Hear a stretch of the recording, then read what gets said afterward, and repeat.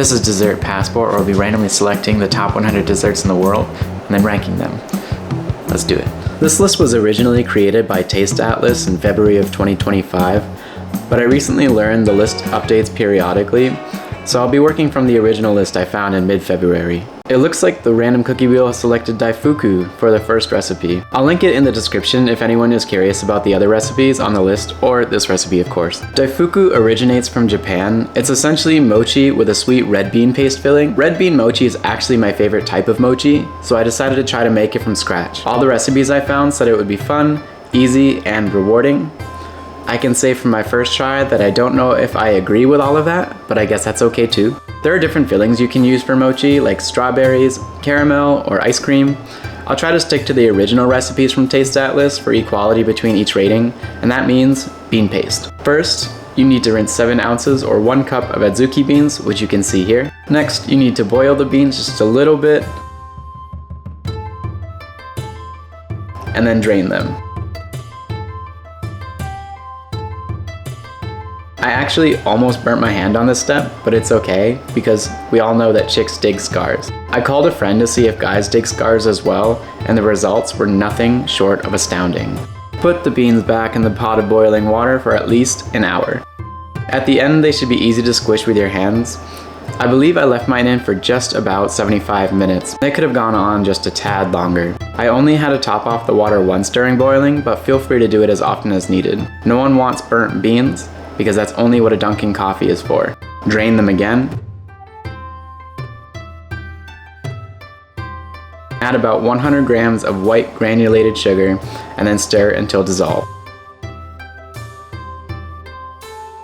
Add another 100 grams of white granulated sugar and then stir until dissolved.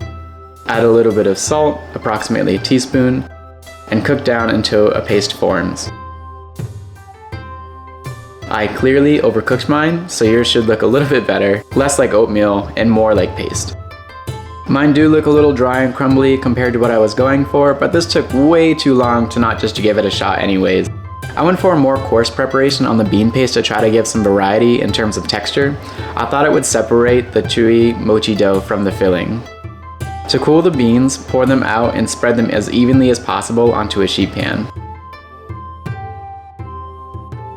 This space looked like it wanted to haunt me, and I really don't want any more roommates, so I squished it back down. Bye, buddy. Hope you find your dad. Thanks, Mr. Narwhal. Once we had the filling, it was time to make the mochi dough. Pour 3/4 cup or 100 grams of glutinous rice flour in a bowl with 1/4 cup or 50 grams of white granulated sugar. Whisk to combine. Slowly add 180 milliliters or 3/4 cup of water to the mixture while whisking. They should come together to form a watery paste, similar to the cornstarch and water experiment you made as a child. I think it was called oobleck or something similar. If you have a steamer, you can steam this mixture for 15 minutes, but my steamer isn't big enough for this, so I opted to microwave for 1 minute. Microwave again for 30 seconds to get a slightly thicker dough. For Gen Z, that's 1 C in your thick. The dough should be cooled before working with it again. If you have any sense of self-preservation, you'll put parchment paper down on your work surface and layer it with corn or potato starch. I use cornstarch here. I don't think the recipe was explicit enough here. You can't just spit on that thing with the starch. You have to drown that thing with the starch. Or else you look like me scraping the dough off the rolling pin, just fighting to stay alive here.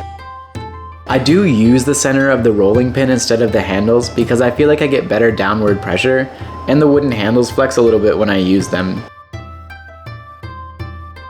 It also did become easier over time with the starch accumulating on the dough and the rolling pin. It should stay thin enough to easily punch out, but thick enough to wrap the filling without breaking. I actually didn't have the correct 3.5-inch cookie cutter to cut the dough out after rolling it. All I could find was this capybara shaped one and this heart shaped one. I use the heart shaped one because if you're watching my first video, then you're probably my mom or my friend that I told to watch my video. In either case, I love that you're here, so the first one is for you. I ended up using a spare whiskey glass that was about the right measurements that I was looking for.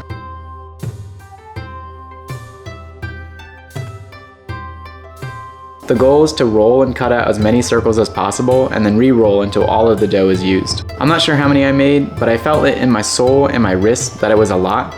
Sort of similar to me finding the hub back in the day. I saw a suggestion to use a pastry brush to dust off the hordes of starch I put on these things, but you know what they say, no friends on powder days. That was a skiing reference, but I feel like it's still true because I'm baking alone in the apartment while my girlfriend is at yoga. I didn't really feel like this step was necessary though, so I only did it on this first batch.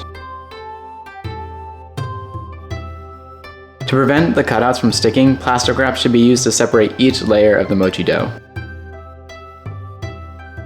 Throughout this process, I felt like a masseuse using pressure and stretching to remove tension from all the little glutinous rice particles. Although, I'm not really sure how it would feel if I went to a massage and my masseuse brought out a rolling pin. If it happens, I promise to let you all know how it goes.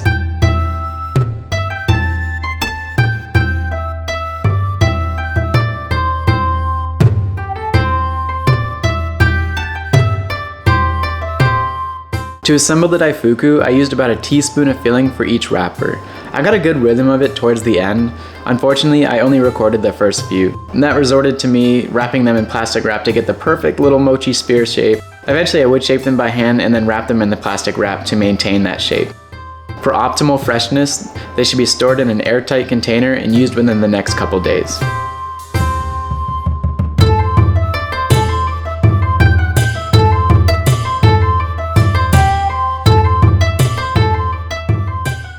I wanted to try each dessert with a suggested or traditional pairing, and green tea or matcha is supposed to pair perfectly with the Daifuku.